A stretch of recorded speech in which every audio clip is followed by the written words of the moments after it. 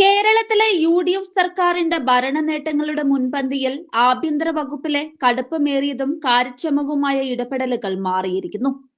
കേവലം ഒരു മന്ത്രിസ്ഥാനത്തിനപ്പുറം പരിചയസമ്പന്നനായ ഭരണാധികാരി എന്ന നിലയിൽ ആഭ്യന്തര വകുപ്പിനെ ജനപക്ഷത്തു നിന്ന് നയിക്കാൻ രമേശ് ചെന്നിത്തലയ്ക്ക് സാധിക്കുന്നത് സർക്കാരിന്റെ പ്രതിച്ഛായ വൻതോതിൽ വർദ്ധിപ്പിച്ചിരിക്കുകയാണ്.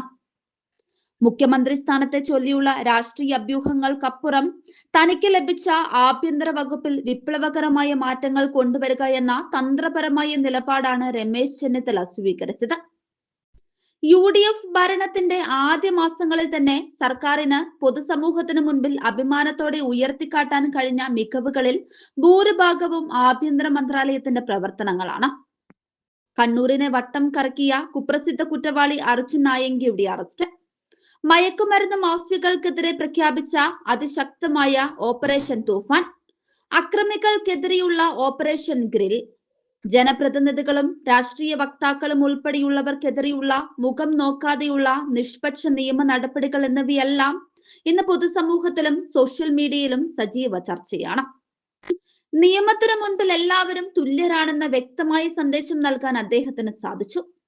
പാർട്ടി ഉന്നത സമിതികളിലും യു.ഡി.എഫ് മുന്നണി സംവിധാനത്തിലും രമേശ് ചെന്നിത്തലയ്ക്കുള്ള ആധിപത്യവും ജനകീയ സ്വാധീനവും ഈ ഭരണ മികവിലൂടെ കൂടുതൽ ശക്തമായി. മുസ്ലിം ലീഗ് ഉൾപ്പെടെയുള്ള പ്രമുഖ ഘടകകക്ഷി നേതാക്കളുമായി പതിറ്റാണ്ടുകളായി പുലർത്തുന്ന അടുത്ത ബന്ധവും ഏത് സങ്കീർണമായ പ്രശ്നവും തന്ത്രപരമായി പരിഹരിക്കാനുള്ള അദ്ദേഹത്തിന്റെ പരിചയ സമ്പത്തും മുന്നണിയുടെ ഒഴിവാക്കാനാവാത്ത അമരക്കാരനായി അദ്ദേഹത്തെ വീണ്ടും പ്രതിഷ്ഠിക്കുകയാണ്. ഒരു പരിചയസമ്പന്നൻ ആഭ്യന്തര വകുപ്പ് ഭരിക്കുമ്പോൾ ഉണ്ടാകുന്ന പോസിറ്റീവ് മാറ്റങ്ങൾ പോലീസ് സേനയിലും പ്രകടമാണ്. IPS തലപ്പത്തെ രാഷ്ട്രീയ ഇടപെടലുകൾ പൂർണ്ണമായും അവസാനിപ്പിച്ച് അനാവശ്യ ബഹളങ്ങളില്ലാതെ കുറ്റവാളികളെ കൈകാര്യം ചെയ്യാൻ പോലീസിന് പൂർണ്ണ സ്വാതന്ത്ര്യം നൽകിയതാണ് ഇത്രയും വേഗത്തിലുള്ള നിയമ നടപടികൾ സാധ്യമാക്കിയത്.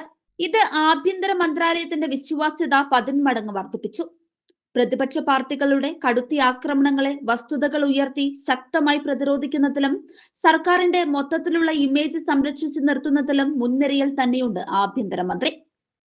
തനിക്ക് ലഭിച്ച വകുപ്പിൽ വിപ്ലവകരമായ തീരുമാനങ്ങൾ നടപ്പിലാക്കി സ്വന്തം വ്യക്തിപ്രഭാവം ഉയർത്തിയ ചെന്നിത്തലയുടെ ഈ മിടുക്ക് കോൺഗ്രസിനും മുന്നണിക്കും ഒട്ടാകെ പുതിയ ദിശാബോധമാണ് പകരുന്നത്.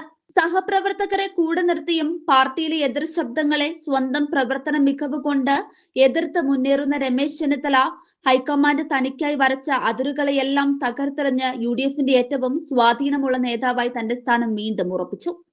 അധികാര സമവാക്യങ്ങളിൽ വിചാരിച്ചത്ര പിന്തുണ ലഭിക്കാതെ കൈവിട്ടു പോയ ഉയർന്ന പദവിയെ ഓർത്ത് നിരാശപ്പെടാതെ കൈവശമുള്ള വകുപ്പിൽ വിപ്ലവകരമായ മാറ്റങ്ങൾ വരുത്തി അധികാരം സ്വന്തം വ്യക്തിപ്രഭാവത്തിലേക്ക് തിരിച്ചുപിടിച്ച ചെന്നിത്തലയുടെ ഈ ഗ്രാൻഡ് റീ എൻട്രി കേരള രാഷ്ട്രീയ ചരിത്രത്തിലെ ഏറ്റവും മികച്ച തിരിച്ചുവരവുകളിൽ ഒന്നായി രേഖപ്പെടുത്തും.